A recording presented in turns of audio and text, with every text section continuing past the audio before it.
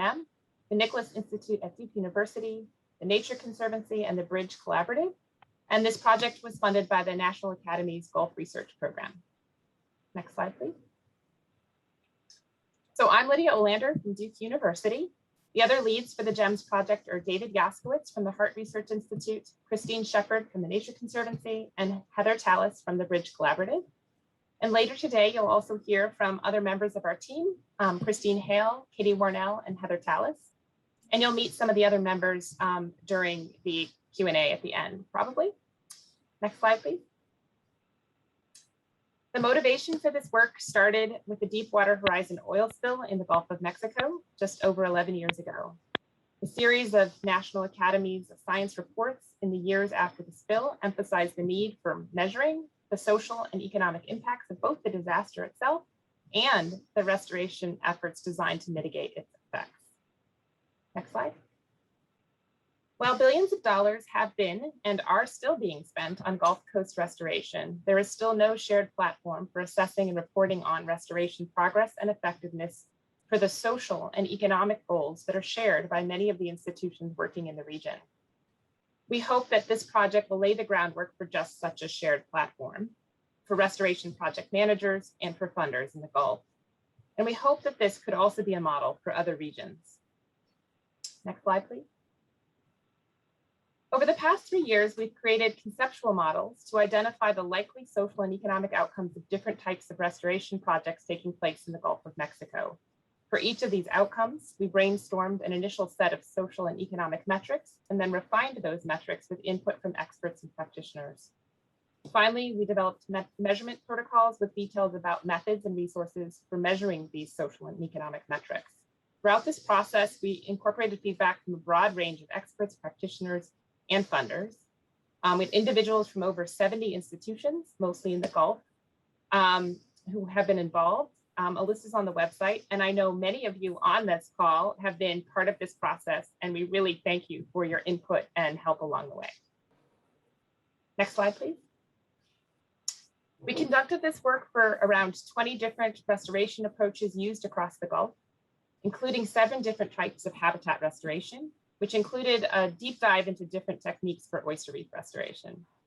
Also included were projects for recreational enhancement through installing or updating recreational infrastructure like fishing piers and boat ramps, and improving water quality by applying green and gray techniques to stormwater and wastewater management. And we are also happy to explore other types of management. We had a call with some folks from NOAA yesterday who are interested in how this would affect sea turtle and marine mammal restoration, which would be an interesting extension of this work. Next slide, please. One of the key tools that we used for this project are ecosystem service logic models. Here is what these models look like.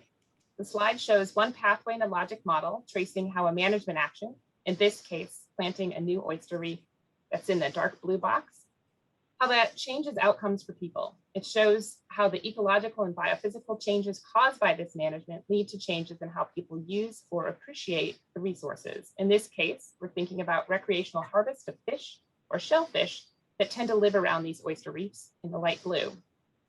Then this model shows how this can result in a change in the social or economic outcomes. In this case, recreational fishing jobs in the yellow box. And there's an example, perhaps there's demand for additional guided fishing trips out to this restored reef, given all these great fish and shellfish that are in the area. So we developed metrics for each of these social and economic outcomes identified in these models. In this example, the metric is number of recreational jobs created because of the project. Next slide, please. So here is a full ecosystem service logic model. It is made up of multiple chains and pathways like those I just showed. It starts with an intervention, in this case, the building of a living shoreline, and progresses through the ecological and biophysical changes in the gray and the social and economic outcomes in the yellow boxes. It's really not essential that you read all of the small text in this. We just wanted to give you a sense of what these look like, and then also explain a little bit about the difference between these kind of bright bolded boxes and bolded arrows in these models, which we think could be useful for application. Some of the yellow boxes are these bright colors, while others are faded. The bright yellow boxes are outcomes that are strongly linked to the project. They're the ones that are most likely to be affected by the project type.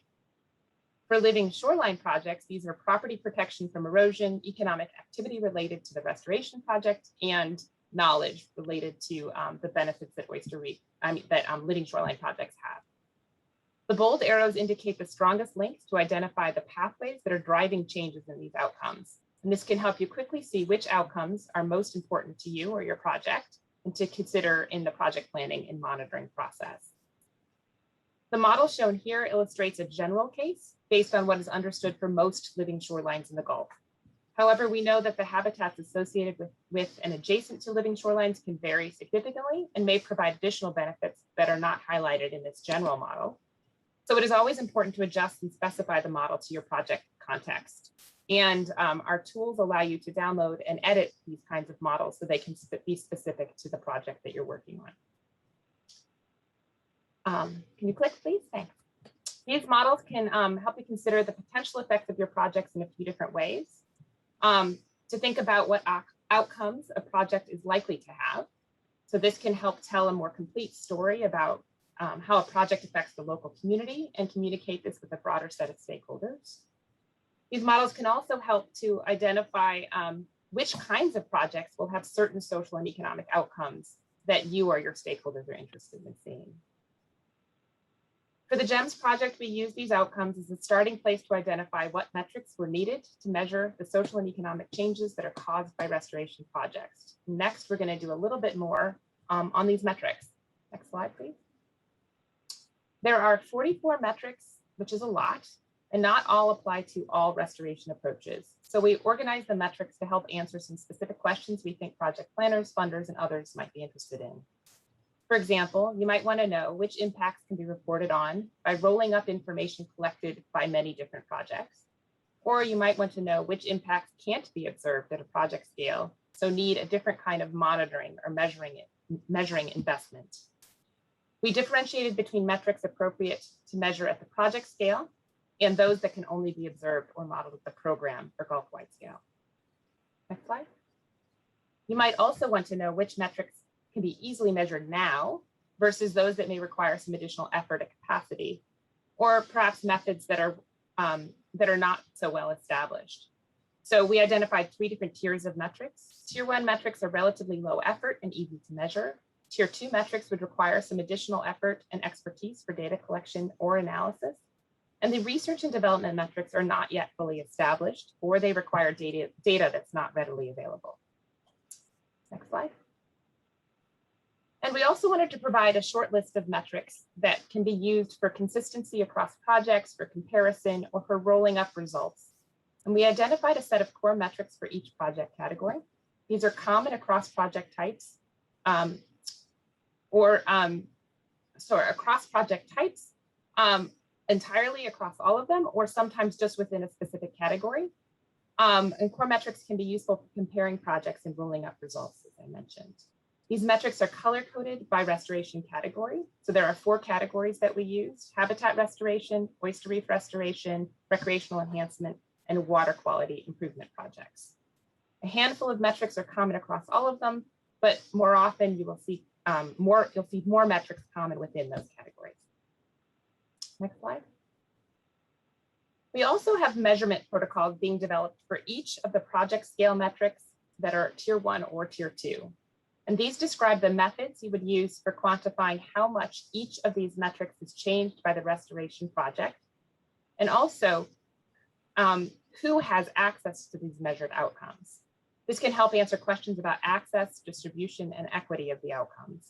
A few example protocols are posted on the website now, and more will be coming soon. Next slide. Given that a lot of us are thinking more about how to incorporate equity into our work these days, I wanted to share a bit more about how the protocols were developed to help projects answer questions about who is affected by the measured outcomes and how the protocols might help with this. So the protocols help to answer questions like who has access to the project site or the resources and benefits it provides, who is participating in activities provided by the site, fishing, education, or jobs. Is this participation representative of the population of people who would like to participate? And it uses methods like stakeholder assessment methods to figure out who would like access or would like to participate, participatory mapping methods to figure out things like where benefits are relative to the interested people and whether there are any physical barriers to access. Demographics, determining who are these people, income, education, age, race, and other characteristics. There's also survey, focus group, and workshop methods that are to talk to people about these questions of these issues of access, who's receiving benefits or who may be harmed, and what the reasons for that might be. So these methods all focus on issues of access and distribution. So just some of the aspects of equity. Next slide, please. All of this information and more is available through the GEMS website. So key resources include a searchable database of ecosystem service logic models for each project type, a metrics database that can be searched by outcome of interest, scale, and tier, and identifies core metrics, several draft measurement protocols, and coming soon will be a series of users guides for funders and practitioners that provide a starting place for navigating the GEMS resources. Katie, can you please put the GEMS website link into the chat?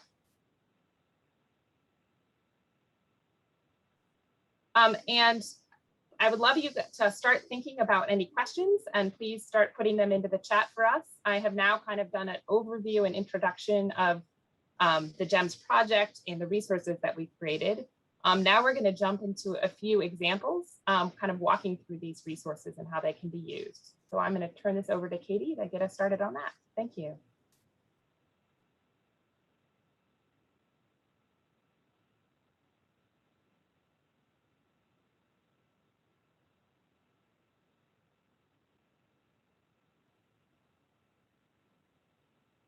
Hi, everyone. So for our example today, I will be referencing a real-life restoration project known as Exploration Green. This project is already well underway, and while the GEMS team did not work with the Exploration Green project, it is a good example of a green infrastructure project that results in measurable socioeconomic outcomes. In fact, we liked this project so much that we also include it in one of the practitioner's guide that Lydia just mentioned. So a little bit of context for you. This project is located in Southeast Houston, and it worked with dedicated groups of volunteers to transform a defunct golf course into an innovative stormwater detention center and green space. Its goal was to provide an integrated natural solution for catastrophic seasonal flooding while also serving as a nature preserve and recreation area. This 200-acre urban green space provides the community with recreational opportunities, offering 40 acres of both wetlands and permanent detention lakes, and is home to over 1,000 native species. And you can learn more about this project at explorationgreen.org.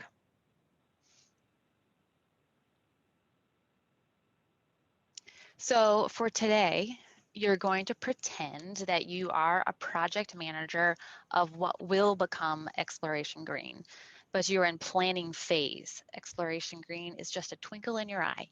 So you and your partners are drafting a proposal to a funding institution. You are proposing a restoration project, specifically a green infrastructure project that will reduce stormwater flooding using green space. The goal is to improve water quality in the local watershed, which will benefit the environment as well as the people living in that watershed. The funders require that you be specific in your proposal about how the ecosystem restoration project that you are proposing will benefit the local community and economy, and that you measure and report those benefits. So how do you incorporate socioeconomic outcomes into your project plan? Well, you vaguely remember your boss had mentioned something about a GEMS ecosystem modeling approach and a web-based tool. She said she had joined a GEMS webinar recently and she thought it would be a useful project planning tool. So you Google it and find the GEMS tool. So you land on the GEMS main page. You see some options for exploring the website, and then you see the tool models and metrics search and decide to click on that. So you want to know what the tool can offer as far as planning for green infrastructure projects. aren't really sure what to do, but then you notice the gray box that says, I want to dot, dot, dot. And it has some helpful hints like, I want to illustrate my project's expected outcomes using a logic model. It directs you to click on search by project type, which is what you do. At the top of the page, you see you can filter by different socioeconomic outcomes and project types. You can also scroll down and see that you can view and select from the full suite of project types that the GEMS website offers. You're looking for green infrastructure, stormwater related projects. You keep scrolling. You get to water quality improvement project types. This might be what you're looking for. And there you have it, stormwater management, green infrastructure. Here you have some options. You can click on an image of a logic model. You can click on an editable version of the model, or you can click on the context document. You decide to first click here on the context document to see if it offers more information. The context document appears as a downloadable PDF, and it explains what an ecosystem service logic model is, the assumptions in the models, and it includes additional information about the relationships between the various components of the model. It also includes a list of the references used to develop the logic model and the names of experts that helped to develop it. You decide to download and save this context document as a reference for your project planning team, and you can use it in your draft of your proposal for references as well. Now you're interested in viewing the model, so you click back to the tool and you want to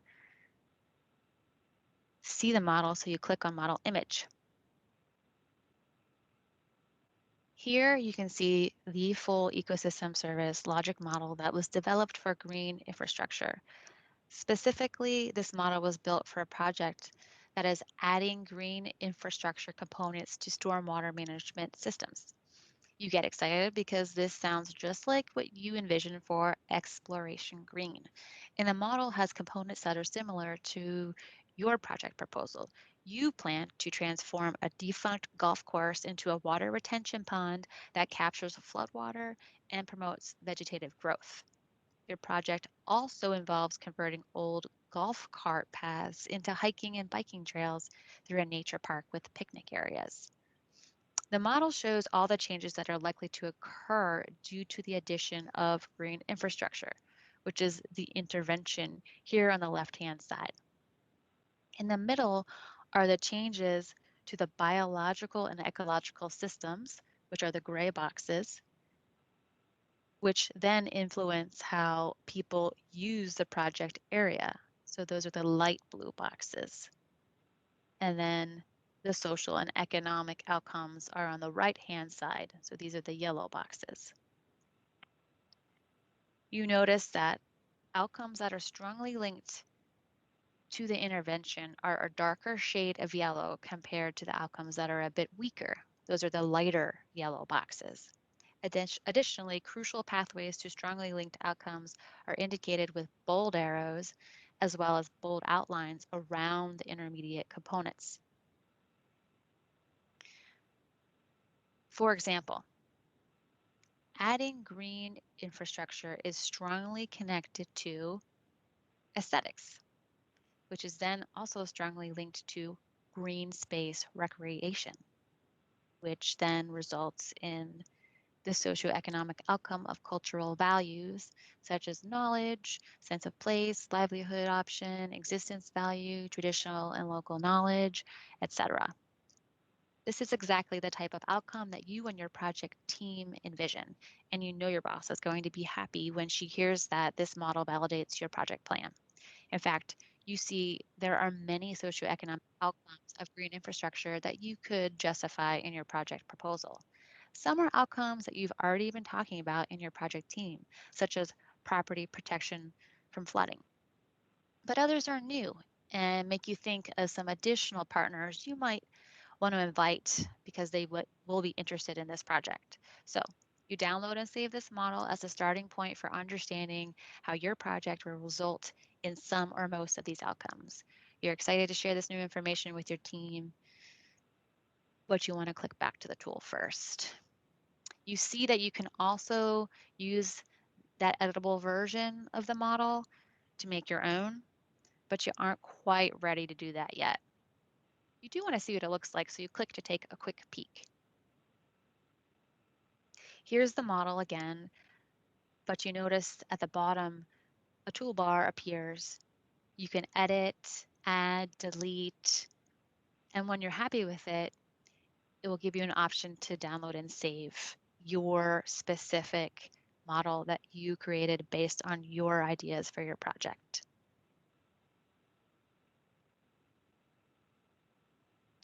You click back to the tool. You want to further explore the outcomes and metrics that are associated with green infrastructure so you can start thinking about which ones you might focus on in your proposal. You notice there's a plus outcomes and a plus associated metrics associated with this project type right here on the screen already. So you go ahead and click and you see the strongly linked outcomes and the weakly linked outcomes, as well as the associated metrics at the project scale, as well as the program scale.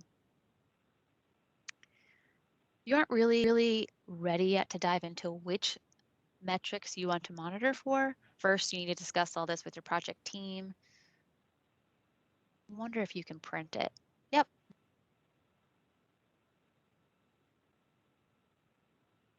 But what if you are a funder of restoration projects? You want to use this tool to decide what you will be asking project managers to include in their proposals to you. You'd like to suggest to them which outcomes they should be planning for in their projects. So you scroll back up to the top of the page because you know there is a filtering tool up there. As a funder, one of the outcomes you would like projects to plan for is property protection from erosion. Your funding organization is particularly interested in oyster restoration, so you select those options and click on Filter. Several project types related to oyster reef restoration that result in property protection from flooding are listed. You decide that general oyster reef restoration is the project type that you'd like to direct applicants to. So you click on oyster reef restoration. Here you find a suite of information that will help project applicants as they pull together their proposal to your funding organization. You see a list of outcomes, a list of metrics, model files, and additional resources. You can suggest that they monitor for some or all of these metrics, and you can direct them to the resources that will help them justify the need for including these outcomes and metrics in their plan, such as the context document, which you can download, and the evidence library, which has a lot of peer-reviewed journal articles that they can reference in their proposal. You can also suggest to the funding applicants or project managers that they create their own logic model using the editable version of the logic model available here on the website. So as a funder, you see that there are a variety of project types and socioeconomic outcomes available here that your organization is interested in funding, making this a useful tool as you plan your next request for proposals.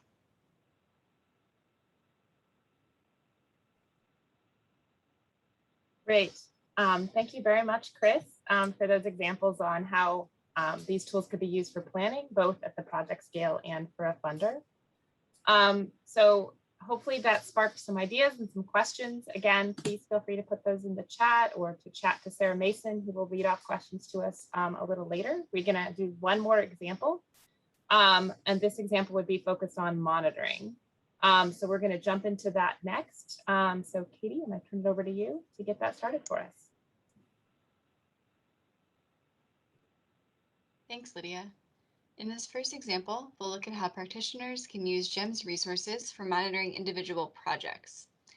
Imagine that you're responsible for developing monitoring plans for a Gulf Coast state government agency that does a lot of oyster reef restoration. The monitoring that you do currently is focused on biophysical and ecological outcomes. So you're asking questions about the number of oysters on the reef that you're restoring and the acres of reef that are restored.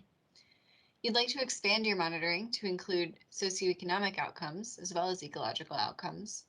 And you've heard that the GEMS resources might be a good place for you to start. So to do that, we'll go back to the GEMS webpage. Again, we'll start with the project type search since you're looking for metrics for a particular kind of project. We'll use this project type filter to look for oyster reef restoration projects. Click filter. And if you scroll down, you'll see that there are a few different types of oyster reef restoration projects here. Your agency is primarily funding structurally complex oyster reef projects that are subtidal and that are not open for intensive oyster harvest. So this type is a good match. Once you've found the right project type, you can start by expanding this list of outcomes to see which socioeconomic outcomes are strongly linked to your project type. This means that these outcomes are likely to change due to your project, and therefore they're things that might make sense for you to measure. So here we've got a few cultural values that are strongly linked, several different types of economic activity related to finfish and shellfish harvest, to recreation and tourism, and to the intervention itself, the money that you're spending on the restoration. There's also several human health outcomes related to food security and mental health and psychological well-being, and a property protection benefit where you're protecting properties from erosion. So once you've looked through this strongly linked outcomes list, then you can open the list of associated metrics next to it. These are the metrics that were identified through the GEMS process to measure each of these outcomes. Some outcomes have more than one relevant metric, so this metrics list is longer than the outcomes list. And here, these metrics are organized by whether they make sense to measure at the individual project scale, or if they should be assessed at a larger program scale to see the effects from multiple projects together. So the information here is pretty short for each metric. It just has the name of the metric. And so if you're actually going to measure some of these things, you would need a little bit more information. So to get that, you can click on this link at the bottom to get a more detailed list, a more detailed view of this list of metrics. So that opens a new page. This list that you see in the table is the same list of metrics that we were just looking at in this first name column. But now there's some additional information in the other columns. So the second column is for outcomes, and it'll show you what socioeconomic outcome the metric is measuring. Then we have information about the tier of the metric, so how difficult it is to measure, and the scale, which we've already talked about. Then there's a description for each of the metrics. So this gives a little bit more information about what the metric is actually measuring and how that measurement can be done, if it involves things like surveys or field work or other ways of collecting information. Then there's a column for protocols, which is mostly empty at this point. We're in the process of developing these measurement protocols, which have a lot more detail on how you would actually measure each of these metrics. And we'll look at one of these draft protocols that we have up in just a minute. And then finally, we have these 4 columns on the right. These are related to core metrics, which Lydia mentioned a few minutes ago, and a future example that we'll show you later during this presentation will get more into detail here. You can use the filters at the top of this page to further refine your list of metrics. So for example, if you're only considering metrics that you can measure for your project, you might want to change the scale here to only include project scale metrics. And by filtering, you'll refine your metrics list here to only project scale. Once you're happy with your list of metrics, you can scroll all the way to the bottom and you'll be able to save the metrics list as a PDF for future reference. So we entered this list of metrics from the project search page, which is one of our 2 main types of searches. The other one I'd like to show you quickly is the full metrics list search. because it looks very similar to the view that we were just looking at. So it's the same table. The only difference is that when you first open it, it has all of the GEMS metrics. There are 44 of them in total. And again, you can use the filters at the top to look for metrics for particular outcomes or at particular scale or tier. So finally, I'd like to show you what a GEMS measurement protocol looks like and how this can help you to think about the methods, resources, and expertise that you'll need to measure these metrics. So one of the draft protocols that we have up is related to the economic activity that's generated through recreational fishing. So here's that metrics protocol. We'll open it. When you first open a metrics protocol, a measurement protocol, you'll get this overview page, and this walks you through some of the background on the metric, a little bit about what it is measuring and what methods are being used. And it also has a list of these relevant coastal restoration approaches. So these are the types of projects that have been identified as being likely to have this outcome and are projects for which this metric might make sense for you to measure. The overview document for each of the measurement protocols is split into two main components. The first one is what we call the how much methods, and the second one that we'll get to in a minute are the who methods. The how much methods explain an approach for how you would quantify a change in the metric. So in this case, a change in recreational fishing expenditures based on the installation of the restoration project. So this table walks you through the different options available for measuring how much the recreational fishing activity and associated expenditures are changing based on the installation of the project. You can click on any of these method options to go to a more detailed document with a more in-depth description about the steps that you would need to take to measure this. But this table is really helpful in that it lets you understand what exactly you would be doing and what the differences are between these methods. So here we have the top two rows are both describing surveys that you would do of people fishing. The difference between them is that this first one involves applying your survey both before and after the restoration project takes place so that you can observe the changes. The second option is if you're not able to do that pre-project monitoring and you can only do surveys afterward. And so this changes the questions that you would ask a little bit. And then finally, option C is using a slightly different set of methods to measure, to get counts for people who are fishing and therefore to estimate expenditures. So these are more experimental methods for getting counts of using things like photography and manual counts rather than surveys. Next, we'll scroll down to the who method section. This explains an approach for determining who is being affected by the changes that you're measuring. So this helps you to answer questions like, who is accessing recreational fishing activities and expenditures? What are barriers to access? What is the distribution of fishing expenditures across the population? And is that distribution representative of the population who could be or who would like to be accessing those expenditures? So again, there are a few different methods shown in this table that can help you to answer these questions. Here we have one section with a few methods that is helping you to identify and describe the stakeholders that are relevant for this outcome.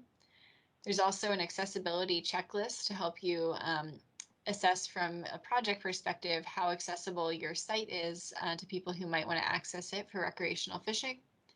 And then the final section here is about engaging with stakeholders through focus groups, workshops, or surveys to understand their experiences with the site, their ability to access this particular benefit, recreational fishing, and the associated expenditures. So all of these involve some additional tasks that you would complete to answer these questions. But I do want to note that in some cases, there are ways that you can integrate the questions and tasks that you're doing related to the who methods into what you're already doing for the how much methods. So often this will be possible if you're doing a survey for the how much methods, and you can integrate some of the key survey questions for the who methods into that survey that you're already doing. All right, so that wraps up the practitioner section of our monitoring examples. Next, Heather Tallis will show how GEMS resources can be helpful to funders who are thinking about monitoring.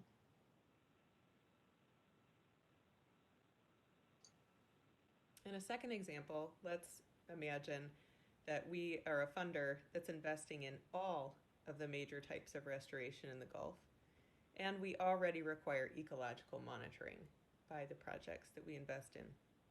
But now we want to start tracking the most relevant social and economic outcomes that our restoration investments might cause as well. And you want to know where to start. So we can go back to the GEMS website, enter as we did before into searching models and metrics. To answer this question, we want to again see the full metric list. And in this case, we're going to focus only on core metrics. Because again, here we want to find those metrics that are common or consistent across all of the restoration project types that we invest in. On this core metric table, it's similar to the one that we just looked at, but a little bit different. And that in addition to the colors we see here that show us which are the core metrics, just as before, we also have the number of restoration project types within a category that have a metric as a core metric. So what we can see here is if we are investing in all of the restoration project types across the Gulf, these first 5 metrics are core for more than half of all project types. That means they're a pretty sure bet as a starting point for the kinds of things that could be measured and would be likely to respond to more than half of all the project types invested in the Gulf. This is pretty encouraging to me and an exciting finding of this work because it shows that there are some metrics of social and economic change that are likely to be relevant to all restoration project types in the Gulf. So what are these metrics? The first 2 are not going to be surprising at all. They're economic activity metrics associated with the restoration activities themselves.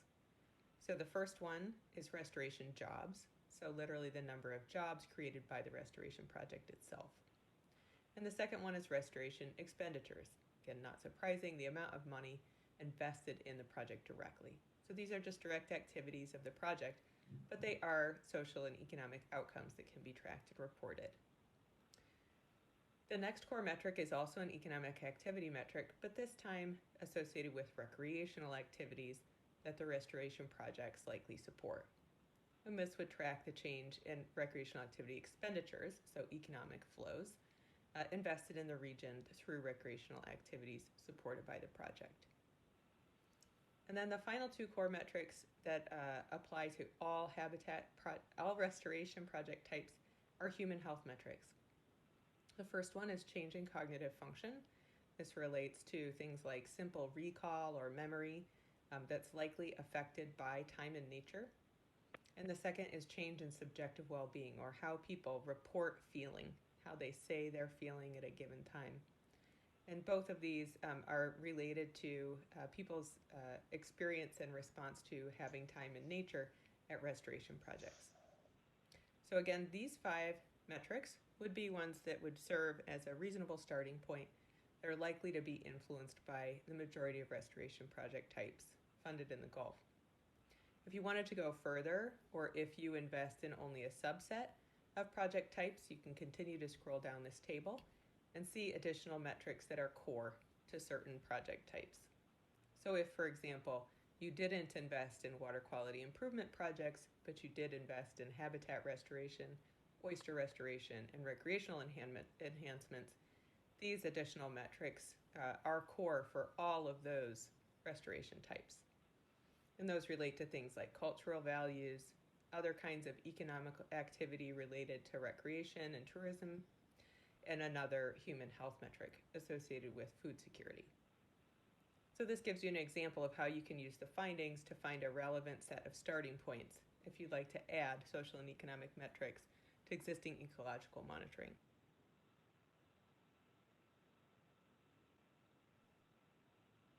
Great.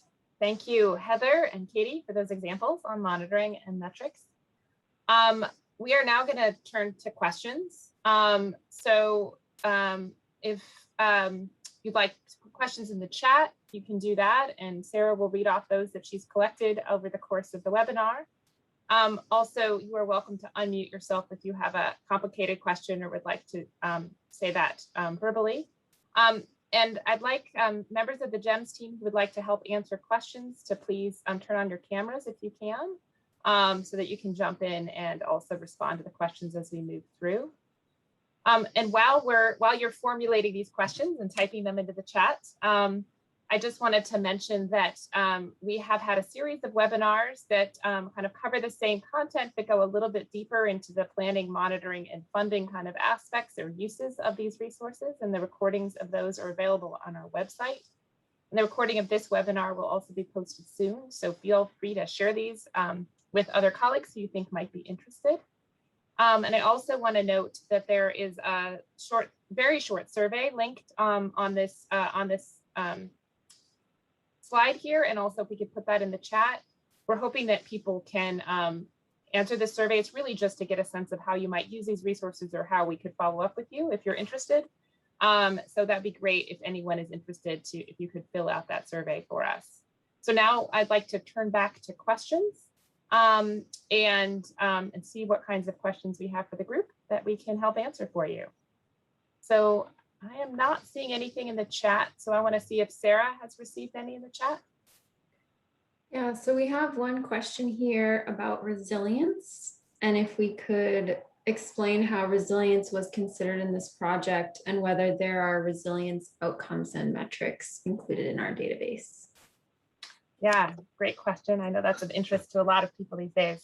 So we have, what we did is we considered how the various different outcomes that are represented from all these different restoration project types could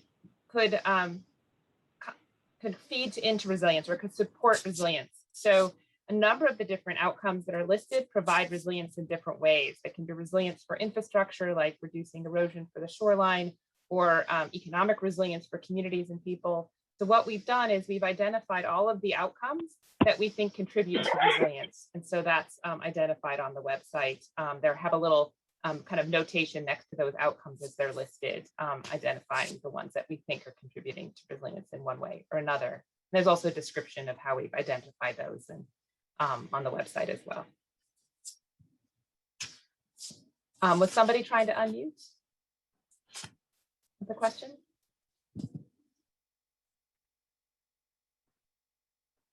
If not, I received another one. So someone asked, if something isn't a core metric, how do I know if it's going to be important for my project? Great question. Yeah, so you can look at, as we showed on the website, there's a place where you can go look at the specific project type that you're interested in. And you can open up those logic models, and each of those logic models will have a kind of identified set of outcomes, and the lists associated with each of the projects will show the outcomes and the metrics that are relevant. And so you can get a sense of which metrics are relevant for your project and also how they link to the outcomes that are shown in those logic models. So for every project type, you can go and look at the metrics that are relevant to your project. So hopefully that'll help for those that aren't core metrics and identified in another way. Looks like there's a question in the chat. Have these tools been used for any urban infrastructure projects with green angles, say community benefits of green space that factor in health outcomes and community benefits? Yeah, so I think the kind of the green infrastructure related to water quality are the examples that have been built into this project so far. And at this point, we have kind of the example that Chris Hale walked through this morning, which is a project that already exists that we have showed how these resources could be used for projects like that. And we will have a brief coming out soon that will show that example. But at this point, we don't have pilot projects on the ground using these metrics yet. That is one of the things we're hoping to talk to all of you about. So one of the things in that survey is, we'd like to know if there's interest in trying out some of these metrics and pilot testing some of this in some of the projects or programs that you all run, so that we can actually kind of adapt these and make sure they're kind of useful on the ground for all of your different projects and programs. So we don't have pilot projects yet, but are starting some.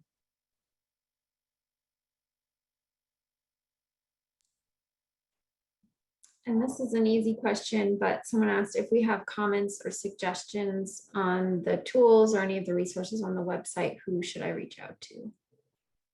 Great, I forgot to mention that. Thank you. So my email is listed on this slide, and you're welcome to email me. And then if other members of the team are on and want to put your email in the chat, you can email any of us, since we are in contact all the time, and we can follow up with you.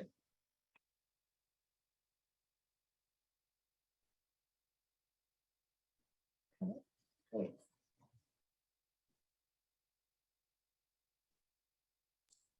So I'm not seeing any more questions in the chat.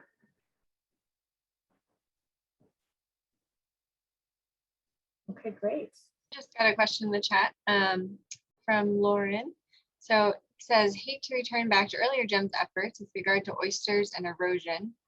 Do we need to reconsider still that subtidal oyster reefs or living shorelines do not sufficiently reduce energy to limit erosion? But he says we can also follow up later. But Lauren, thanks for pointing that out. I think, as Lydia said, we have all of these different project types, and we have models for each of them, and those are based on a lot of looking through literature and speaking with experts who work on these sorts of projects to try to get an idea about the likely outcomes and which are just which outcomes you're likely to see from different projects. But it's really important, like Lydia said, whenever you're planning to use any of this in a project, to think about what actually is relevant to your project site and what you expect to see. And so not everything that's shown in all those models might be applicable everywhere and might not show up for every project. But yeah, thanks, Lauren. We can definitely follow up more by email if you'd like to discuss. Okay, I also see a note that just came in from Brooke about a possible kind of pilot testing on a large scale oyster reef project. That sounds great. I took down your email and we'll follow up with you. We'd love to see what's possible. Thank you. And if there's others, email us, put them in the survey. We'd love to talk to you. Another one in the chat. Is there a point person for those trying to use this tool, or if we need assistance with that? I would say it's okay to email any of us, and one of our team will get back to you, just kind of based on availability and help you with the tool. There are a number of us that could help do that.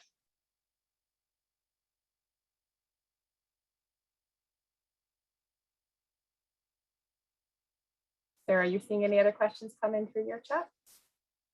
Okay.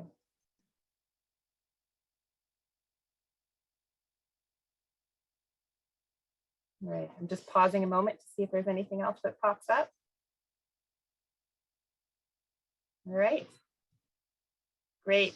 All right, well, thank you so much for spending your afternoon with us today. We appreciate you joining in, and we look forward to hearing from you about opportunities to work with you and apply these metrics and tools. Thank you so much.